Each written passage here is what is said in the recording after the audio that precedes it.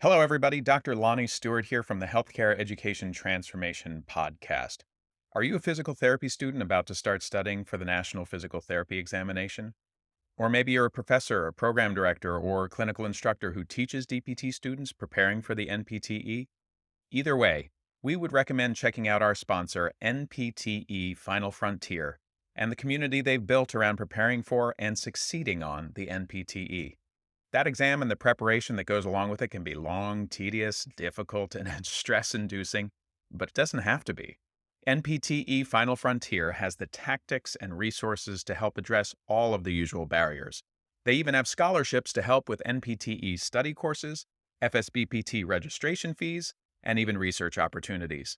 And if that's not enough, they're even donating to the very first annual HET Podcast Scholarship to be awarded at the end of every year.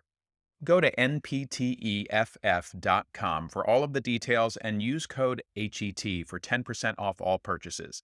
Links to both the NPTE Final Frontier and their scholarship options are available in the show notes.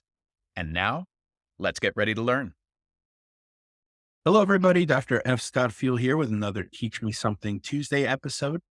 This is part 3 in a 4-part series on preparation, and this is preparation during each class session. You want to make sure that you're prepared to arrive early, start on time, and end on time. The Vince Lombardi School of Time Management, he always said, if you're on time, you're late. If you're early, you're on time. And I teach that to my students because it's a professionalism thing, and showing up early is something you can control.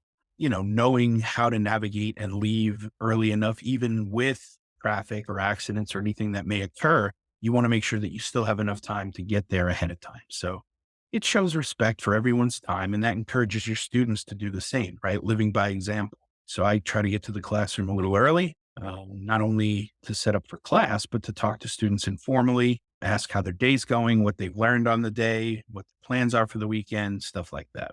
Interact with students during your class, right? Include opportunities for active learning. This is super important because it demonstrates from the first class that you're interested in what students are thinking, right? Include plenty of opportunities for students to ask and answer questions. Lectures, great and all, but it provides fewer opportunities for those interactions and for the discussion. And you find that students tend to learn and retain more material if you pause every 15 to 20 minutes or so and break those things down into small digestible clips, and then ask questions about those and go back and kind of review what their theories are, what the problem solution was, any debated points in that topic, and then show a passion for the subject and for your students' learning. One of the most effective ways to inspire your students is to learn the content and to really show them that you're excited about it, right? And you're excited about their learning.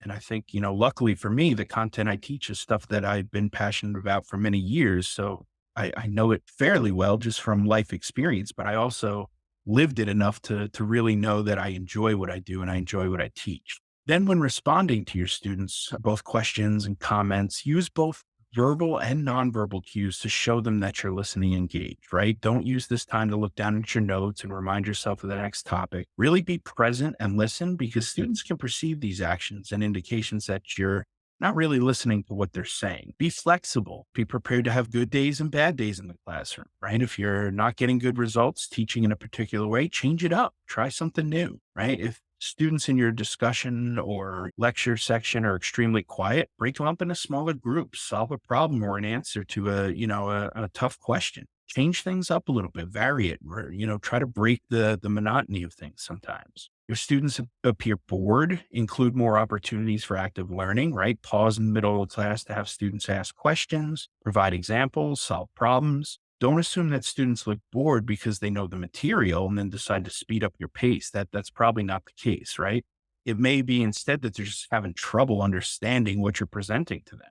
It may also be that they're sleep deprived. I mean, graduate students struggle with sleep. There's a lot of assignments, a lot of work to be done. Some of them are working full time. It is tough. Be ready to change things up a little bit. If you don't know the answer to the question, that's okay. You are not expected to know everything. Be honest, right? Just tell the students, hey, not sure about that. Let me get back to you. I will find an answer. And when I do, I will present it to the whole class so that we can all learn from this. There's a lot of times where I don't know the answer, but I know who to go to ask the question to get the answer. And that's one of the key things of having a good network. We talk about that time and time again. When you're asking questions, don't be afraid of silence. Often silence means that students are thinking. Don't give in to the temptation to end the silence by answering your own question. You're only going to convince students that if they wait long enough, then they don't have to think because you're going to give them the answer. So wait 5 to 10 seconds, wait 15 to 20 seconds. Wait all day if you have to. But if you're getting blank stares and quizzical expressions, then, try rephrasing the question. Try coming at it from a different point of view. So I hope that helped with preparation during the class. Well, I hope that episode was entertaining as much as it was informational and educational. If you enjoyed this episode or any of our past episodes, we ask you to please subscribe to the podcast and leave us a rating and review. And please share out the episodes to those who you feel may be able to benefit from them. We also urge you to follow us on all social media platforms at HET Podcast and let us know what topics or experts you would like to hear from in future episodes. And just as a reminder, none of the information on today's show should be considered medical advice. It's simply infotainment or edutainment to help educate our audience. For medical advice, we always advise you to reach out to your preferred medical professionals, and we'll see you on the next show.